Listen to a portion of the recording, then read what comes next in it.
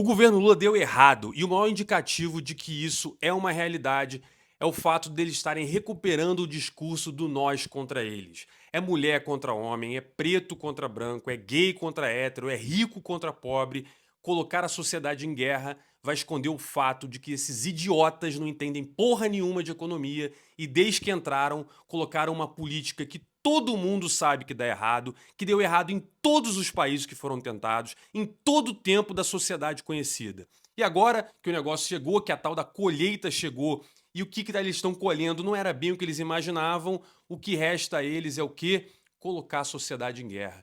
E o pior é ver a Rede Globo lambendo bota de político, porque a única explicação que eu tenho para uma emissora de TV que tem pessoas qualificadas conseguirem colocar uma matéria que eu vou exibir agora. Essa matéria é tão equivocada, ela é tão equivocada, que se tivesse dentro da redação pessoas capazes de fazer propriamente uma conta de somar, dividir, multiplicar e subtrair, eu tenho convicção que essa matéria não ia pro ar. Dá só uma olhada que na volta a gente vai entender o que está por trás dessa matéria toda aí. Fortuna do 1% mais rico do mundo nunca cresceu tanto. Passou dos 185 trilhões de reais em 10 anos.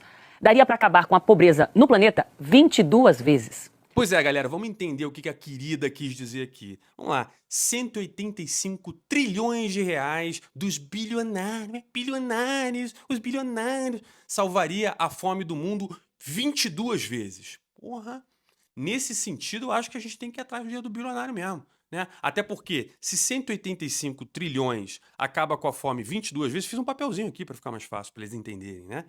Isso significa dizer que 8,4 trilhões de reais acaba com a fome no mundo.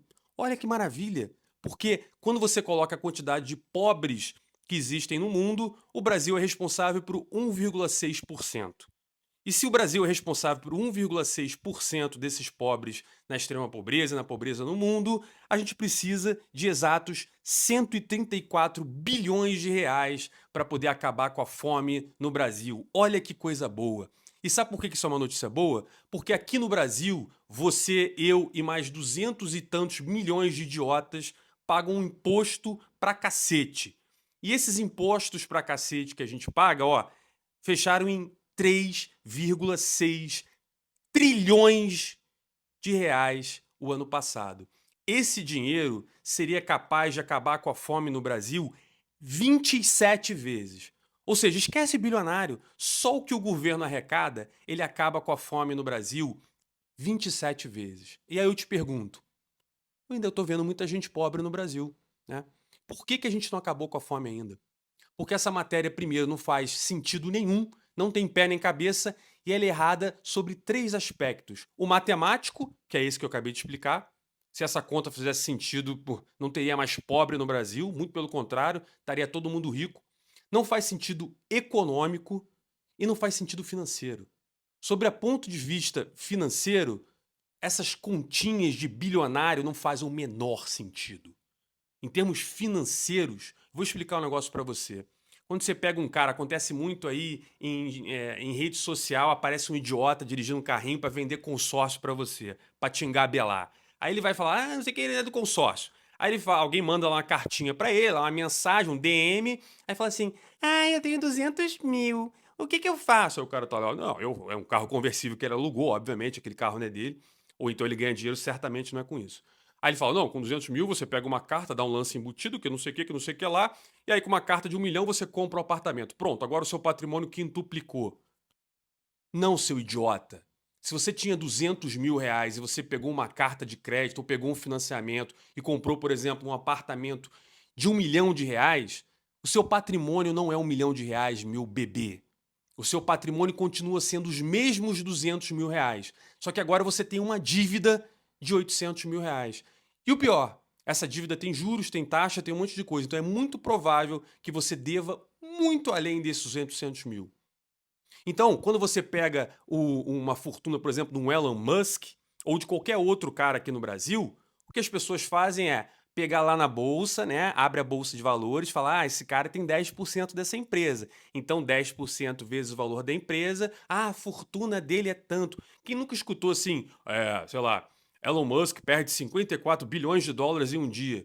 Ele não perdeu 54 bilhões de dólares um dia, ô idiota? O que aconteceu foi uma variação do valor de face da ação dele. Tem muito rico, bilionário, que ele não tem esse dinheiro. Simplesmente é o que vale a empresa dele. Se você chegar agora e falar, então vamos tomar o dinheiro do Elon Musk, como é que você vai tomar o dinheiro do Elon Musk? Ah, vamos pegar a empresa dele. Tá bom, quem é que vai comprar a empresa dele? Outro bilionário? Porque o único jeito de você acessar o dinheiro dele é comprando as ações dele. Só que se ele vender as ações dele, a empresa não vai valer nada. Ou se ele deixar de fazer a gestão daquilo ali, não vai valer nada. Tem um monte de empresa por aí que são extremamente alavancadas, tem muita dívida, e aí você olha e fala, nossa, ela vale tanto dinheiro. É porque você não entende nada de finanças e nem de contabilidade. E aí pega um idiota desse, faz uma conta de padaria, joga na mídia, joga na TV, pra quê? Só pra fomentar o ódio. Pra apoiar esse idiota aqui, ó. Esse idiota segurando uma plaquinha do lado da esposa dele, que vão pra Portugal pra cima e pra baixo de avião particular, comprar gravatinha da Hermès, comprar bolsinha da Gucci e dizer pra você que a burguesia fede porque as pessoas usam o dinheiro, que não precisa do dinheiro. É você que ele está se referindo, porque eles precisam. Ninguém ali quer viajar de classe econômica, não. Então, sobre a ótica financeira, isso é uma imbecilidade. Ninguém entende nada de contabilidade. Esses bilionários que entram na Forbes, aí você não sabe como é que é a estrutura de capital da vida dele. Quando você vê um cara, às vezes, com uma Ferrari na rua, nossa, ele tem um carro que vale 3 milhões de reais. Se ele tiver financiado, ele não vale 3 milhões de reais. Quem é dono daquele carro é muito mais o banco do que o cara que tem o carro. Então, sobre a ótica financeira, esquece. E a ótica econômica? Essa é a pior de todas. Essa é a pior de todas. Se você chega agora e fala, vamos tomar a empresa do Elon Musk, acabou, é. Não vou nem falar Elon Musk, vou falar um cara que eu até abordei aqui no canal, Ricardo Faria, o rei do ovo.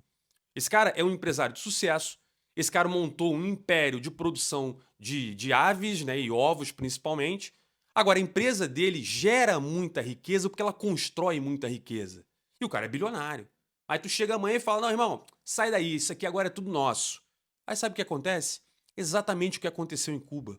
Se você olhar filmes à época, quando teve a revolução do idiota do Fidel lá e do imbecil do Che Guevara, o que você vai perceber é o seguinte: eles começaram a se apropriar as empresas, só que eles não sabiam operar o negócio, quebrou tudo. E aí sabe o que acontece? Você pega um empresário que está acostumado a tocar uma empresa, a fazer aquilo acontecer, é logística, é estrutura de capital, é pegar dinheiro, é contratar gente, é demitir gente, ajeitar a equipe, é reestruturar, todo um trabalho pesado de engenharia.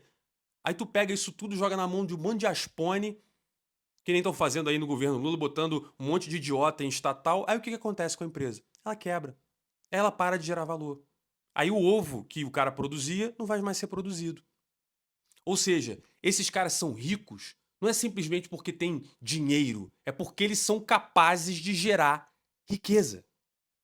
Existe uma diferença entre você ter patrimônio e você ser capaz de gerar riqueza. Você precisa ser um cara capaz de, com o seu conhecimento, com a sua empresa, com as suas habilidades, gerar valor para a sociedade. E aí a sociedade, em troca, vai querer fazer negociações comerciais com você, relações comerciais com você. E essas relações enriquecem uma sociedade. É por isso que um país como o Brasil, que tem muito recurso, aqui tem tudo, né? Todo mundo fala, o Brasil é o país do futuro. E por que o Brasil não é o país do futuro? Por que o Brasil é um país lixo, que tá todo mundo passando fome e que o governo toma de dinheiro de você todo ano, capaz de, matar a fome 27 vezes?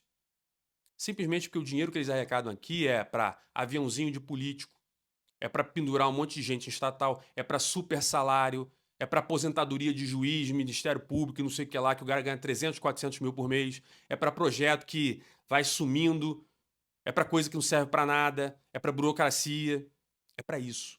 Então, a ideia do nós contra eles, taxar o bilionário resolve alguma coisa, não resolve nada. O Brasil hoje tem um problema oposto. Todos os milionários e ricos estão saindo daqui. O Brasil é um dos líderes em milionários deixando esse país, indo para outros países, em busca de locais onde você possa efetivamente gerar riqueza. Porque aqui no Brasil, infelizmente, é o inverso. O cara que gera riqueza, ele é tratado como se fosse um bandido. E um bandido vira presidente.